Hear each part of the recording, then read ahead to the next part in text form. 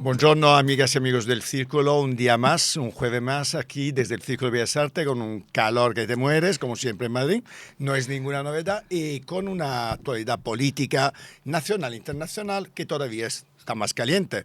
Bueno, por lo menos parece que Trump ha decidido que hay un alto al fuego y que la guerra Irán-Israel se ha acabado. La guerra que él mismo ha llamado de los 12 días. Bueno, él que no quería hacer guerras, ya veis, anda que no va por buen camino.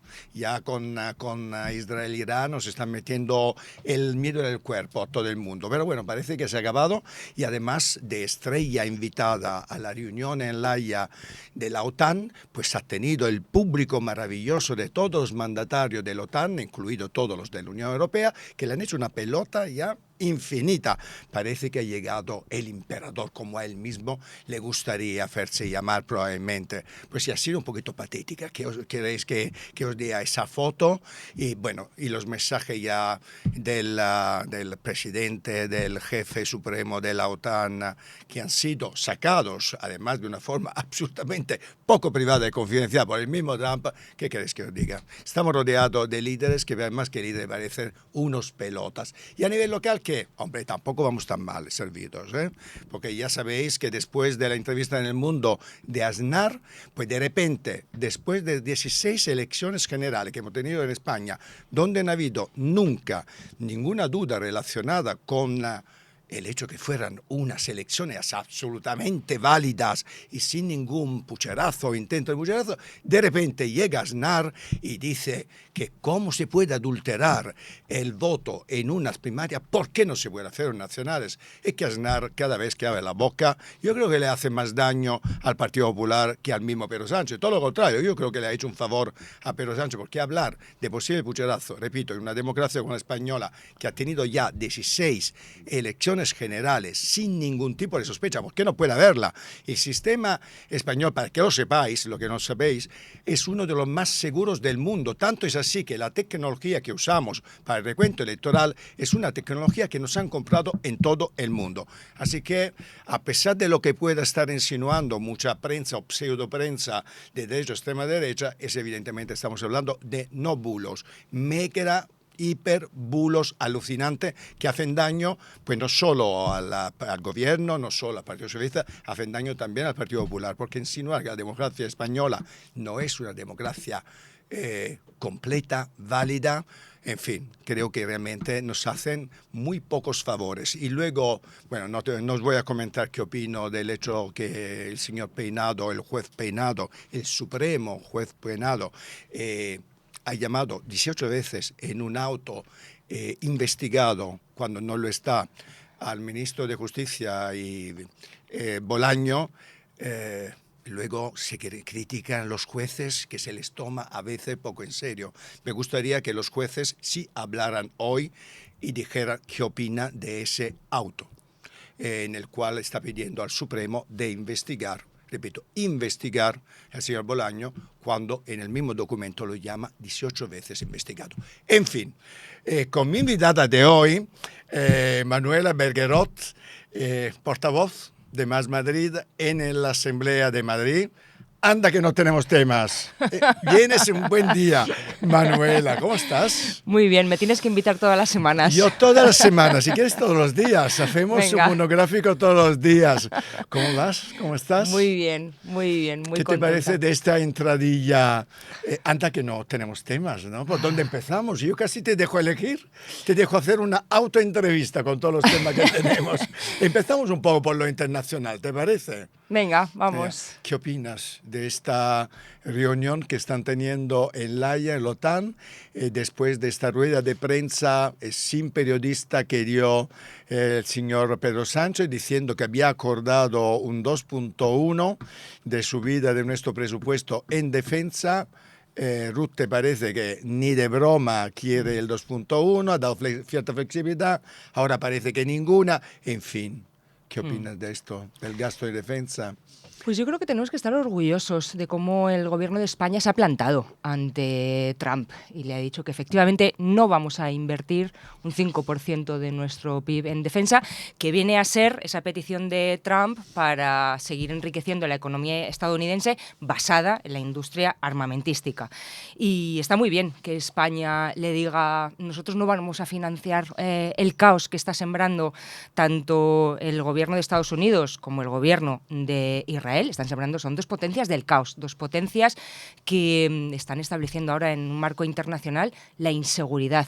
Y quienes estamos, bueno, del lado de los derechos humanos y de la paz, tenemos que recordarles que la única vía es esta, la que está haciendo el gobierno de España, de plantarse frente a Trump, pero que no es suficiente. Efectivamente, para poder garantizar, ¿no?, la paz y la seguridad internacional ahora mismo frente a esa inseguridad en la región, como está estableciendo Israel ahora mismo también en Irán, y el genocidio que está cometiendo en Gaza. La única vía, es decir, hay que acabar con todas las relaciones económicas con el gobierno de Israel, hay que acabar también con cualquier relación económica con cualquier empresa que esté financiando un genocidio, hay que decir efectivamente que vamos a implementar todo el embargo de armas y que tenemos que estar orgullosos de que sea España quien esté liderando eso, a pesar de la Unión Europea. No podemos esperar. Y fíjate que yo creo que Palestina está poniendo a prueba nuestra humanidad. Palestina está poniendo a prueba nuestra humanidad y creo que frente a eso la derecha, por ejemplo, no se ha enterado. Y para la derecha hay víctimas de primera, víctimas de segunda, y estamos viendo cómo se creen que además esto es una cuestión, ¿no? El Partido Popular y la señora Ayuso, con esa indolencia y esa crueldad, se creen que esto es una cuestión de derechas o izquierdas. Esto no es una cuestión de ideologías. Esto es una cuestión de estar del lado de los derechos humanos. Y mira que le hemos puesto veces a la señora Ayuso propuestas sobre la mesa en la Asamblea de Madrid para que, tras 20 años de no haber tenido una sola palabra de condena sobre el genocidio del pueblo palestino, para no haber tenido una sola palabra de solidaridad con los más de 50.000 asesinados, los 15.000 niños y niñas asesinados palestinos, cada una de esas oportunidades lo aprovechan para demostrar que efectivamente el Partido Popular, liderado por la señora Ayuso, no tiene humanidad. ¿Tú crees que es una cuestión de humanidad o directamente de hacer política también con este tipo de cuestiones? Efectivamente, pero claro, ¿de qué lado estás? Porque tenemos a un gobierno de España que está diciendo estamos del lado de los intereses de España y de no financiar ningún genocidio ni ninguna guerra, y el Partido Popular ha decidido que está del lado de la economía de la guerra, que es lo que representa el señor Trump.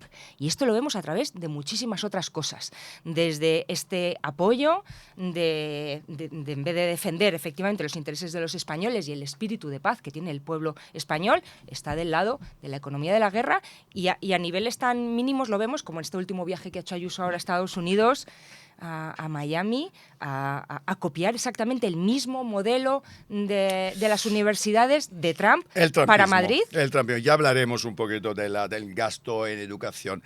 ¿Cómo ha sido desde un punto de vista en relación al tema de defensa, por lo tanto a la subida, ¿no?, de la inversión que se supone tenemos que hacer también en España, la respuesta de Sumar? ¿Cómo has visto la respuesta de Sumar? Porque sabes que ha sido bastante más tibia de la que ha sido la de Podemos, donde directamente piden de salir de la OTAN. ¿Crees que ha sido suficiente la respuesta de Sumar? ¿Crees que debería haber sido más dura? Y por tanto, de alguna forma también probablemente tener algún tipo de diferencia con la opinión que han tenido, por ejemplo, en el PSOE en relación a este tema. Nosotros desde el primer momento, no solo Más Madrid, sino todas las fuerzas que conformamos parte de Sumar, salimos desde el primer momento a condenar los ataques de Hamás, pero ampliando el foco, diciendo esto viene desde hace décadas y es un intento de exterminar al pueblo palestino de la faz de la tierra, y en ese sentido salimos todos de forma contundente, efectivamente, para marcarle a un Partido Socialista que muchas veces es tibio y que se conforma a veces, ¿no?, con no retroceder o, bueno, y ahí estuvimos todas las fuerzas que conformamos parte de Sumar, como te digo, para exigir ese embargo de armas, para exigir revisar todos los contratos que había del gobierno anterior, en donde formaba parte Podemos, y esos contratos fueron firmados cuando Podemos También era por parte Podemos. del Consejo de Ministros, Sí. no hay que olvidarlo, ya podrían haber lanzado la voz en ese momento, nosotros lo hemos hecho ahora, que es cuando estamos gobernando, y ahí hemos exigido el embargo de armas, romper todo tipo de relaciones diplomáticas con el gobierno de Israel, y efectivamente seguimos presionando ahí para que se rompa todo tipo de vínculos económicos. No podemos ser parte de un genocidio. No es un genocidio, pero sí es algo que duele, no tanto, pero duele, es la corrupción. Es uno de los grandes dramas, yo diría, de nuestra sociedad, desafortunadamente, y por supuesto de nuestra política. En este momento estamos involucrados en una supuesta trama corrupta que involucra nada más y nada menos que 2 secretarios de Estado, ex ya secretario de organización del Partido Socialista, y alguien que no sé ni cómo definir, el señor Coldo, ¿vale? Un caso de corrupción gravísima que por supuesto está poniendo a prueba la estabilidad de un gobierno ya débil desde hace mucho tiempo. Vosotros estáis diciendo que sí que es posible que haya corrupción cero, frente a los que dicen, en cambio, que la corrupción cero es imposible. Incluso Pedro Sánchez, en una desafortunada, desde mi punto de vista, frase, contestando a Cuca Gamarra, dijo que sí que eran anécdotas, que no se podían elevar a categoría unas anécdotas, llamar anécdotas a 2 secretarios de organización de un partido que están involucrados supuestamente en un caso de corrupción tan grave, creo que no es una anécdota, sino es una categoría cerca está. ¿Existe la posibilidad de gobernar sin que haya corrupción? Como tú dices, estamos ante un caso grave de corrupción que es incompatible con la calidad democrática. En nuestro país, en cualquier administración, desde la escala municipal, autonómica o estatal. Y es incompatible, y para eso el Partido Socialista tiene que limpiar su casa muy bien. Tiene que limpiar de 0 a 100 su casa muy bien, porque la corrupción es incompatible con la democracia. Y para eso, efectivamente, que tenga que investigar lo que tenga que investigar, pero que lo haga ya, que lo haga de forma inmediata, porque si no va a poner en riesgo a un gobierno progresista que sí está trayendo avances y que tiene una hoja de ruta en seguir ensanchando derechos sociales y democráticos para todo el pueblo español.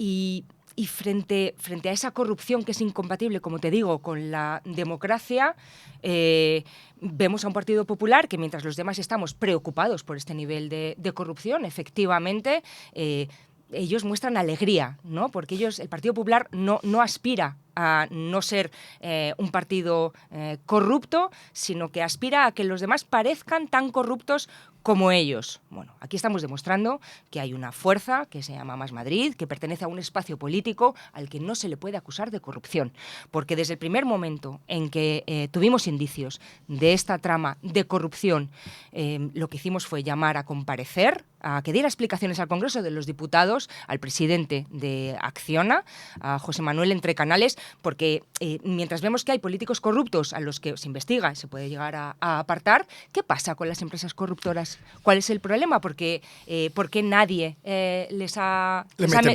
metido mano. Mientras a ellos se les permite que metan mano en la administración pública,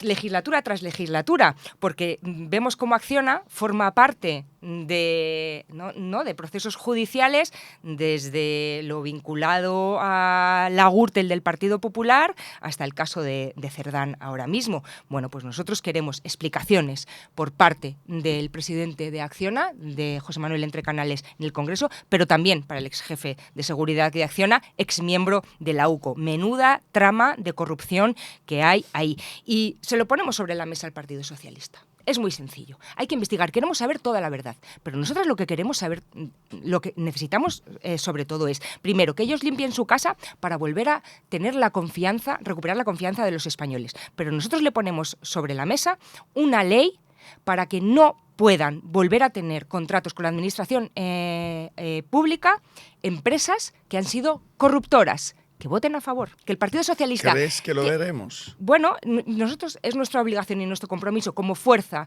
de regeneración democrática de decir, el camino es este, voten ustedes, pero que vote el Partido Socialista a favor, pero que también vote el Partido Popular, porque nosotros podemos presentar esa ley porque somos una fuerza que no hemos venido a enriquecernos a la política ni a recibir mordidas, ni de Acciona, pero tampoco de Quirón. Yo quiero ver si la señora Ayuso la dejan, el Partido Popular de Feijóo también en el Congreso, vota esa ley. Oye, Manuela, antes de que explotara el caso Cerdán, con el informe de la UCO, había dirigentes, entre las cuales la vicepresidenta Montero, poniendo la mano en el fuego por la inocencia de Cerdán. ¿Tú pondrías la mano en el fuego en que en Más Madrid no hay ningún caso o no habría nunca ningún caso de corrupción? Más Madrid ahora mismo es esa fuerza que pudo hablar en la Asamblea de Madrid, el otro día en la comparecencia de la señora Ayuso, pude hablar en nombre de una organización con la cabeza alta, siendo el único grupo parlamentario en la Asamblea de Madrid que no tiene ningún caso de corrupción, que no se ha financiado ilegalmente como ha hecho Vox y que no tiene ningún caso de corrupción como el Partido Socialista ni como el Partido Popular. Hemos demostrado, lo estamos demostrando día a día y por eso tenemos la confianza de los madrileños en que saben que somos una fuerza de futuro y de regeneración democrática. Y eso ahora mismo es incuestionable. ¿Cómo llegas a la política? Vamos a conocerte un poco mejor desde los orígenes. Cuéntame un poquito, porque yo siempre que encuentro un político le pregunto, bueno, en italiano diría, chi te l'ha fatto fare, ¿no? ¿Para qué? ¿No? ¿Cómo llegas tú a una profesión tan complicada y cada día más complicada? En realidad la política no solo se hace desde los partidos y no solo es la política institucional. La política es ese momento en el que te juntas con los otros, que son diferentes, y ahí está el gran reto, juntarte con los que son diferentes para mejorar lo común. Eso sin duda. Lo común. Y mucho lo hacemos todos los días y me incluyo. Ahí está, pero, desde tu escalera de vecinos. Pero el salto a la política de partido, sí. Sabes que es un salto. Sí. Y una responsabilidad probablemente diferente, no sé si mayor pero diferente. De una responsabilidad tremenda, claro. Y además que hago con muchísimo orgullo, porque somos cargos públicos y es un privilegio poder estar defendiendo desde ahí lo que es de todos. Y sobre todo, bueno, con la oportunidad de cuando te juntas pues, con compañeros y con compañeras que tienes la misma idea de que Madrid es la hostia, pero Madrid puede ser mucho mejor. Y sobre todo puede ser mejor para todos. Puede ser asequible para las familias frente a ese Partido Popular que está vendiendo nuestros barrios, bueno, como un catálogo. ¿A qué te refieres? Y, por ejemplo, el Partido Popular está vendiendo la capital, por ejemplo, está vendiendo Madrid como un catálogo de turismo de baja calidad, ¿no? Para los turistas, y eso va en detrimento precisamente no solo de la calidad de vida de Madrid para los madrileños y las madrileñas, sino para la vida más, elementos más básicos de la vida, como es el derecho a la vivienda. El artículo 47 de la Constitución en Madrid está puesto en riesgo desde el momento en que, pues efectivamente, con un turismo absolutamente sostenible que están convirtiendo en nuestras ciudades, ¿no? De cartón piedra, que ya Málaga, Tenerife o Barcelona nos estaban mostrando el camino de que por ahí no era. Bueno, pues el Partido Popular pone una herramienta más a disposición de ese turismo insostenible, permite que haya más de 15.000 pisos turísticos ilegales, con lo que se reduce la oferta de vivienda, con lo que encarece el precio. Yo siempre lo digo, ¿se permitiría que hubiera 15.000 restaurantes ilegales en nuestra ciudad, con la inseguridad que eso puede conllevar? Evidentemente no. Bueno, pues ¿por qué con la vivienda, que es un derecho constitucional? Ahí está la pregunta. Bueno, porque están vendiendo Madrid. No me has contestado. ¿Cuál era la pregunta? ¿Cómo llegaste a la política? ¿De dónde vienes? ¿De dónde vienes? ¿Cuándo comienzas a hacer política desde ya en Madrid? A ver... ¿Qué hacías antes? Mi profesión, yo soy documentalista, es Qué decir, bonito. intentar garantizar Qué guay. que todos los ciudadanos tengan derecho al acceso a la información. Ajá. Un acceso indispensable, como bien sabéis los periodistas, Sí. como ese otro gran pilar de la calidad democrática, y en este caso en la calidad democrática de nuestro país, en España, pero también en Madrid. Y lo que pasa es que yo he trabajado, porque digamos que de alguna forma yo he mamado la política en mi casa, y sobre todo bueno, pues la política por el derecho a la memoria. El derecho a la memoria de quienes han sufrido golpes de Estado, dictaduras.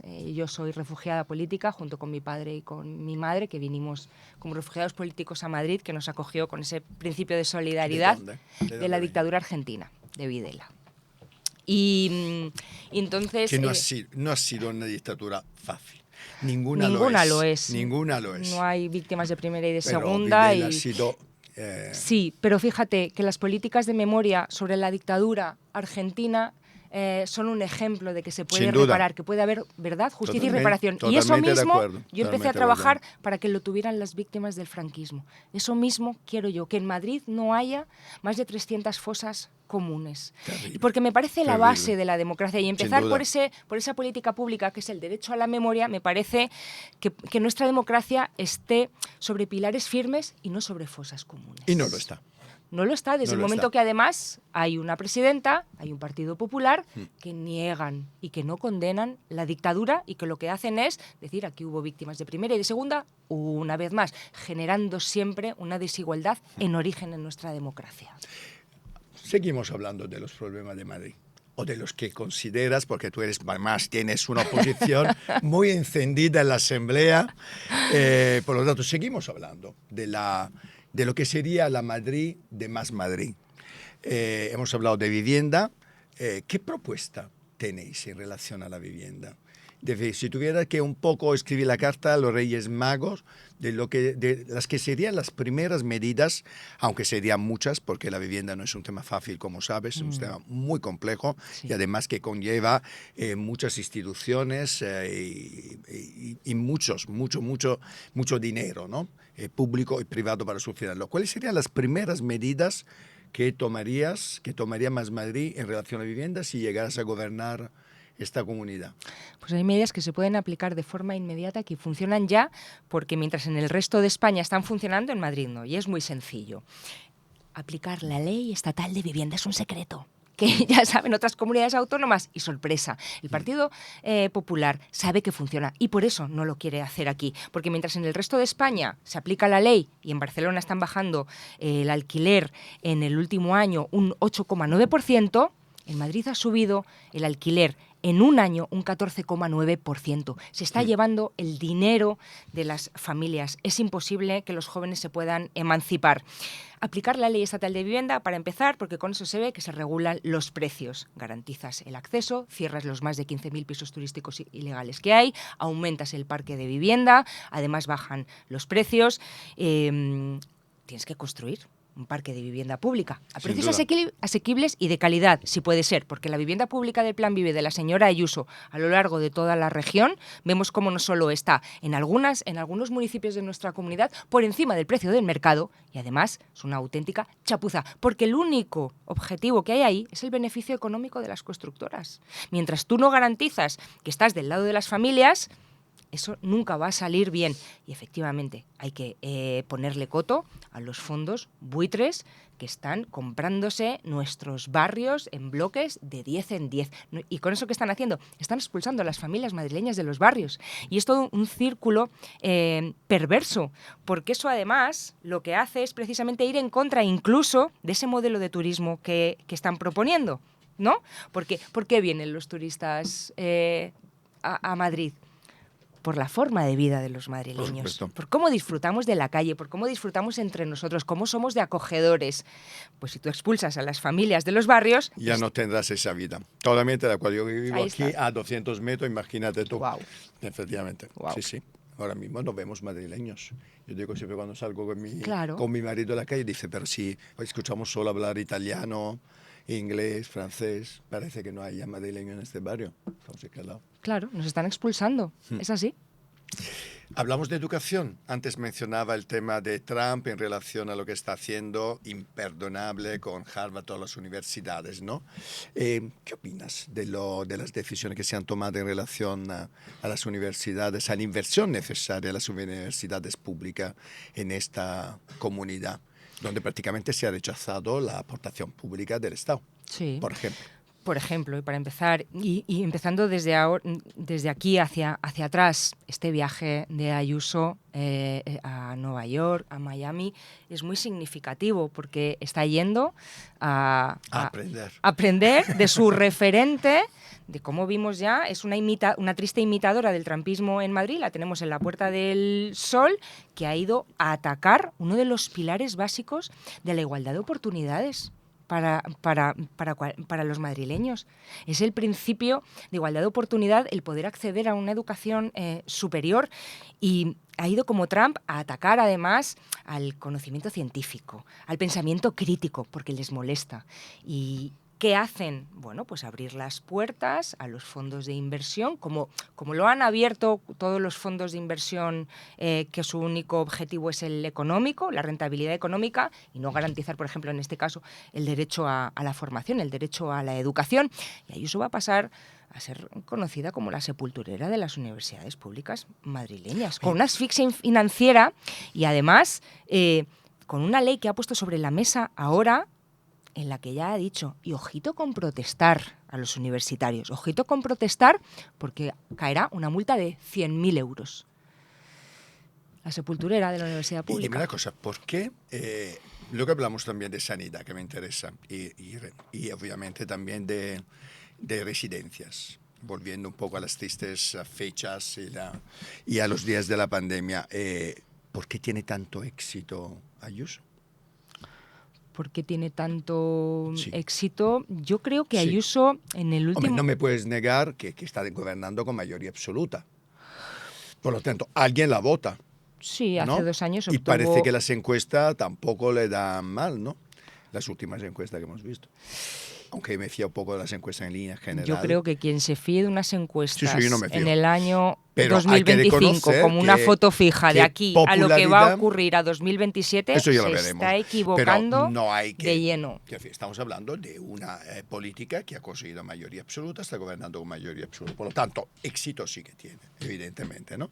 ¿Cómo lo justificas en una comunidad como Madrid? Este resultado, el último resultado electoral, la popularidad que tiene, frente a lo que comentas de problema relacionado con el ascensor social, que me parece gravísimo, ligado a la educación, los temas de sanidad que luego hablaremos, el tema de la vivienda. ¿Cómo justificas o cómo explicas el fenómeno Ayuso? Bueno, el fenómeno Ayuso para mí no es tal. Quiero decir, ¿cuál es el fenómeno Ayuso? El de una señora que está cercada por los casos de corrupción y por juicios de cómo están... que la votan. Luego, evidentemente, podemos hablar de todo. Pero yo tengo que atender a eso que tú denominas un fenómeno. Entonces, bueno, es una presidenta que está cercada por los casos de corrupción, que tiene 2 casos en la justicia sobre los protocolos de la vergüenza. Ahora hablamos de ello. Que avanzan. El mismo día que le quiso montar un numerito a la ministra de Sanidad, Mónica García, el numerito que le montó fue precisamente para que no se hablara de esos juicios, de cómo avanzaban y también, hablamos de la cumbre de presidentes. Eso es. Del no beso. Del no beso y de cómo lo nerviosa que estaba, porque sabía que ese día, precisamente, iba para adelante el procesamiento de su novio, Alberto González Amador, con el que forma parte de ese triángulo amoroso junto con Quirón de corrupción, de cómo están vaciando, desmantelando la sanidad pública madrileña. Así que una presidenta que está acercada por la corrupción, que la vemos cada vez más nerviosa, que cada vez le funcionan menos sus numeritos para que no se hable de lo que está ocurriendo, una presidenta que se está quedando sola también frente a otros presidentes autonómicos del Partido Popular. Mira, hablábamos antes de vivienda.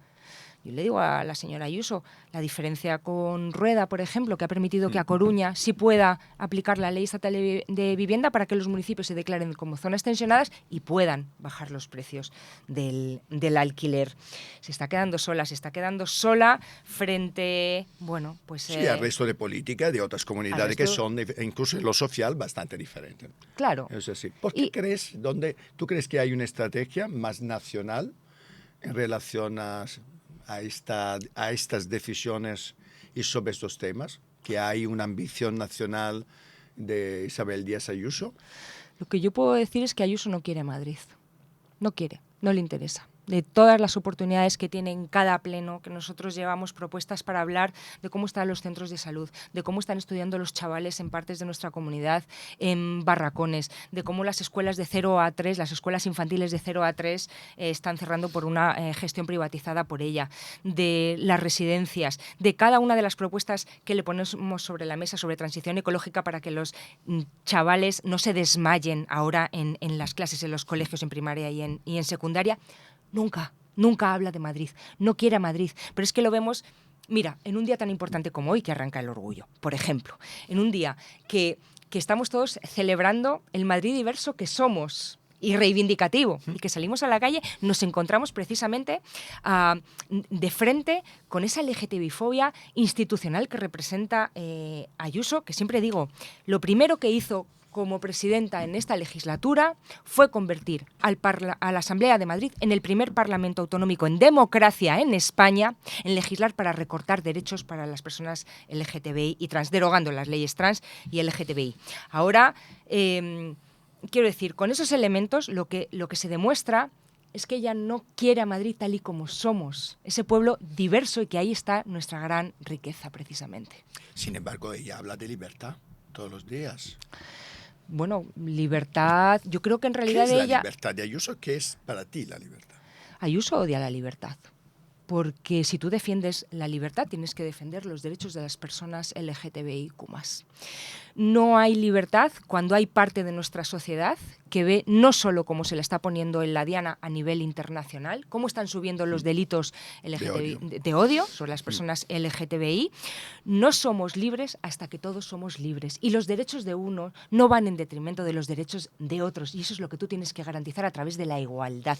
Si amas la libertad, tienes que garantizar derechos para todos. Por eso yo digo, defender el orgullo no es solo defender la libertad. Defender el orgullo es defender la democracia. Estamos en ese nivel ahora mismo. Mira, y por eso yo estoy tan orgullosa hoy de poder decir que mi compañero Eduardo Fernández Rubiño va a formar parte de esa delegación internacional que va a ir a Hungría a decir los derechos de las personas LGTBI. Estaré con él. Mira, sí, qué claro, bien. Sí, claro. Pues sí, claro mira, que estaré ahí.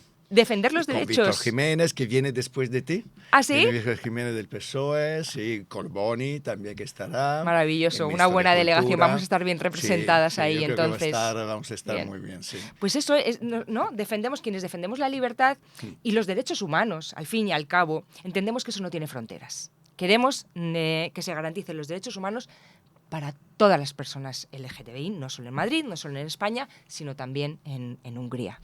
Detrás de él, yo vuelvo a hablar del fenómeno, aunque tú me lo desmontes, como tiene mayoría absoluta, vamos a seguir hablando de la popularidad y del éxito de la presidenta. ¿Hay miedo por parte de los madrileños, por lo menos de una parte de los madrileños, que con una opción de izquierda, como podría ser Más Madrid, perderían dinero, poder adquisitivo, tendrían más problemas, pagarían más impuestos? Que tú sabes que una de las bazas del Partido Popular en general, y por supuesto de Madrid, es que se pagan pocos impuestos, incluso se eliminarían todos los impuestos. ¿Crees que puede haber algo de esto en el votar a Ayuso y no votar, por ejemplo, para muchos Más Madrid, una opción como Más Madrid? Yo creo que las familias trabajadoras de quienes tienen miedo ahora mismo es de un Partido Popular que, mira, el ejemplo. Ahora va a comenzar el Congreso del Partido Popular, ¿no? Y el 4 y 5, ¿no? Sí. 4 y 5 de julio. Han presentado un documento político, una propuesta de país, en la que yo me imagino cómo han tenido que elaborar ese documento, en la que se reúnen las cabezas pensantes del Partido Popular, se encierran y dicen, ¿cuál es el proyecto de país que tenemos? ¿Cuál es el proyecto? ¿Qué podemos bajar? Hay que bajar el salario mínimo. Es decir, que cobren... los que menos cobran están cobrando demasiado. Eso viene a decirnos el Partido Popular en vez de decir, vaya, las familias trabajadoras están pagando 1.400, 1.500 euros por un alquiler en Puerta del Ángel en Madrid. Ese no es el problema. El problema para el Partido Popular es que quien menos cobra necesitan que cobre menos aún. Eso no hay por donde cogerlo, y ahí te das cuenta que el Partido Popular no tiene un proyecto de país y que solo gobierna, bueno, pues para los grandes fondos extranjeros, y que en esa, ahora mismo que se ha aprobado, ¿no?, esta ley de sucesiones, esto hay que decirlo claramente. Cuando se dice pagar más impuestos o pagar menos impuestos, la pregunta es ¿qué tipo de sociedad queremos ser? ¿Queremos ser una sociedad, una región que acabe con la desigualdad territorial? ¿Que seamos una sociedad igualitaria? Bueno, pues eso se hace blindando los servicios públicos, blindando el derecho a la educación, blindando la sanidad, blindando los servicios sociales. Y la única manera que hay de hacer eso es pagando impuestos, y que paguen más quienes más tienen, porque de esas rebajas fiscales del Partido Popular y de la señora Ayuso, aquí los únicos que se benefician es un 5%, ¿eh? El 5% más rico. Los que tienen Claro, dinero. entonces solo gobierna para los más ricos, efectivamente. Volviendo a las víctimas de las residencias, ¿tú crees que veremos a alguien en el banquillo, sentado en el banquillo por ese tema? Bueno, yo creo que la señora Ayuso está muy nerviosa por cómo avanzan los dos juicios de tantos que hay abiertos ahora mismo, y no solo los que vamos a ver sentados en el banquillo, sino que ya los estamos viendo. Hemos visto a 3 asesores altos mandos del gobierno de la señora Ayuso en pandemia, y uno de ellos ha dicho en sede judicial, donde está obligado a decir la verdad, que se le citó en la Puerta del Sol y tuvo una reunión con Ayuso, con Miguel Ángel Rodríguez y con más altos cargos políticos, en los que dice que a él se le encomendó precisamente el no trasladar a los mayores a los hospitales, porque se iban a medicalizar las residencias, cosa que tampoco nunca pasó. Quiero decir, ya hay una persona que entra como testigo a un juzgado a decir eso, y que sale como procesado para que, en el momento que dice tenía una reunión con la presidenta y me han encargado esto, bueno, aquí va a haber justicia. Y nosotros vamos a acompañar a los familiares hasta el final, para que haya justicia para esas 7.291 mujeres y hombres que murieron por unos protocolos de la vergüenza, por unos protocolos políticos que solo ocurrieron en la Comunidad de Madrid, pero sobre todo porque queremos que se investigue de abajo arriba un modelo que a día de hoy, un modelo de cuidados que sigue vigente en los cuidados de las personas mayores, que a día de hoy están viviendo en las residencias de mayores de la Comunidad de Madrid. Y no solo eso, sino que la gestión de esas residencias están en manos de quienes formaron parte de ese gobierno que firmó los protocolos de la vergüenza. Así que nosotros lo que hemos puesto a disposición de los familiares, por las víctimas, son todas nuestras herramientas jurídicas, pero nosotros queremos que se sepa hasta el último responsable político de esos protocolos, que es la señora Ayuso. ¿Qué otros temas te preocupan de Madrid que no hemos comentado? Me preocupa que se esté negando las consecuencias del cambio climático. Me preocupa mucho que tengamos un gobierno del Partido Popular que se haya puesto del lado en contra del conocimiento científico, de la evidencia científica, que nos dice que o hacemos frente a abordamos la transición ecológica, o vamos a tener consecuencias muy graves. Vamos a tener consecuencias, y tenemos a una presidenta que además se vanagloria de hacer chistes, ¿no?, con el cambio climático. Y hacer chistes con eso es estar riéndote de las cuestiones de cómo atraviesa eso la vida de los madrileños. Por ejemplo, como te decía, los chavales cómo se están desmayando en las aulas porque no hay aulas climatizadas en la comunidad más rica de España, básicamente. ¿Cuántas aulas hay sin climatizar? Aulas no lo sé, imagínate cada instituto, cada colegio y cada escuela infantil. Lo que yo yo sé es que, mira, mientras el gobierno de la Comunidad de Madrid desconozco si hay datos en relación a la cantidad de colegios que no tienen directamente climatización. Bueno, la mayoría de ellos. La mayoría, pero es que todavía tenemos institutos polideportivos, institutos en que tienen amianto, los institutos de la Comunidad de Madrid, la más rica de España. Imagínate abordar la climatización cuando la están negando con aulas masificadas, además de cómo tiene la educación la señora Ayuso, de primaria, pasando por secundaria y pasando por formación profesional. bueno, desde efectivamente no hacer frente al cambio climático, lo que cuesta, bueno, pues es una menor calidad de vida para los madrileños y las madrileñas. Lo sufrimos nosotros, ella no lo debe sufrir con el aire acondicionado de la Puerta del Sol. Bueno, aquí tampoco he estado. Aquí he estado bien también. Pues Manuela, tienes 2 minutos de oro, para que directamente a tu público, a tus votantes, a quien te apetezca, pues les hables directamente, les diga lo que te apetezca. Bueno, pues yo les diría que disfruten de este mes que comienza, del orgullo, un mes en el que Madrid ha demostrado que es una de las grandes fiestas, que además de ser apoyada por la mayoría de los madrileños, viene a reivindicar desde las calles esa sociedad libre que somos y orgullosa de su diversidad, y que frente a esa LGTBI-fobia institucional de Ayuso y de Almeida hay una alternativa que va a defender los derechos para todas, para todos y para todes, para ser iguales en libertad. Y que aquí va a estar Más Madrid, igual que ha estado demostrando durante esta legislatura, que hay una alternativa a las peores políticas del Partido Popular, representadas por la señora Ayuso. Hay una alternativa que está poniendo sobre la mesa un Madrid del futuro, un Madrid que representa la regeneración democrática, verde, castizo y feminista, y que va a empezar precisamente por blindar todos esos servicios públicos que nos hacen ser una sociedad en igualdad de oportunidades, comenzando para que quienes viven en el sur no tengan menos derechos que los que viven en el norte, en el acceso, por ejemplo, a tener un pediatra, frente a esos 139.000 niños que Ayuso tiene condenados sin un pediatra, o esos 625.000 madrileños sin un médico de cabecera.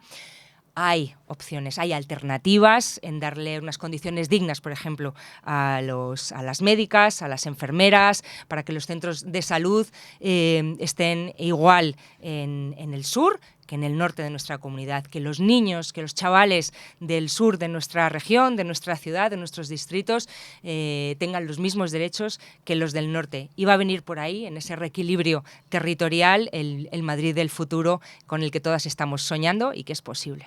Pues muchas gracias, Manuela.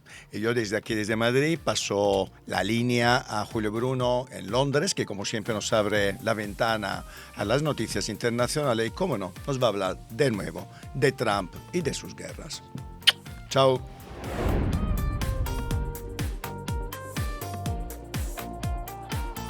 Hola, Oprepio y amigos del Círculo Independiente.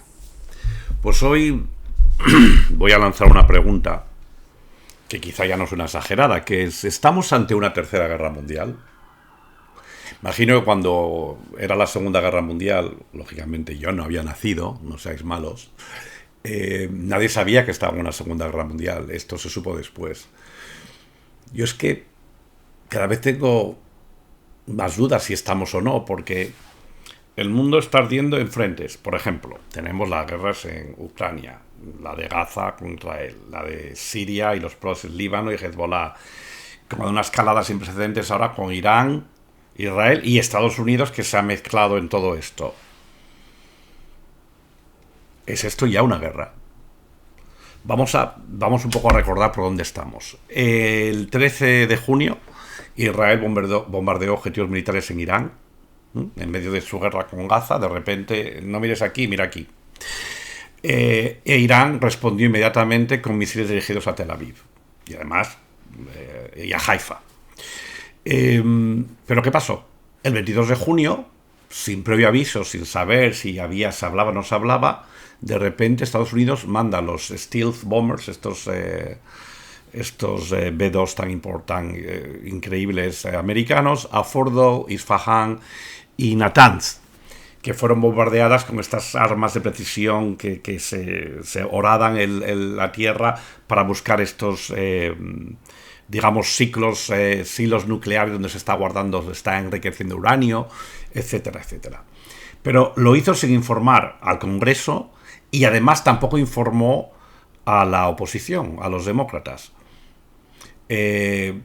Todavía una acción bastante unilateral, cuando él había dicho que no lo iba a hacer. Es lo típico: no lo voy a hacer y lo hago. Por supuesto, Israel pues, le dio las gracias por todo esto, pero ha creado un momento de tensión global importantísima. Él durante la campaña Trump, el 24, dijo que prometía acabar con todas las guerras externas y que había sido, guerras eternas, y que él había sido el único presidente que no había empezado ninguna guerra en el primer mandato. Y vendió esto, ¿no? Él decía que, bueno, que no iba a hacer guerra, que era el time for peace, ¿no? El tiempo para la paz. Pero claro, empieza a decir esto y a la vez dice que quiere un cambio de régimen en Irán y lo llama a lo de Make Iran Great Again, MIGA. Es que tiene miga el asunto, ¿no? Perdonadme, pero es que era muy fácil, ¿no? La miga. Entonces este señor es, no sé, un pacificador o un pirómano. Yo ya he dicho muchas veces que ese es el típico pirómano que enciende él, que crea él el fuego y después viene y dice, oye, lo voy a apagar, soy el héroe, pero si lo has creado tú el fuego. Es muy cínico. El señor Trump, el presidente Trump, en su primer mandato, él terminó el acuerdo que había con Irán, que era un acuerdo mundial con la Unión Europea, y ese salió de ese acuerdo. Y ahora no solo no vuelve al acuerdo, sino que encima les tira la bomba. Bueno, pues muy bien, pero entonces no mientas, no seas tan cínico. Claro, el movimiento MAGA, Make America Great Again, se formó con la idea de America First, la América lo primero. Entonces, claro, hay una gente como Steve Bannon, como Marjorie Taylor Greene, que están totalmente en contra, o Tucker Carlson, el famoso presentador de televisión y ahora presentador de YouTube, que MAGA se tiene que concentrar en América y no en las guerras externas, de ningún tipo, ni Israel, ni el Middle East, ni Irán, ni nada. Pero él parece que no le importa. Al final él decidió que aunque él dice que quiere paz, pues que mandaba guerra.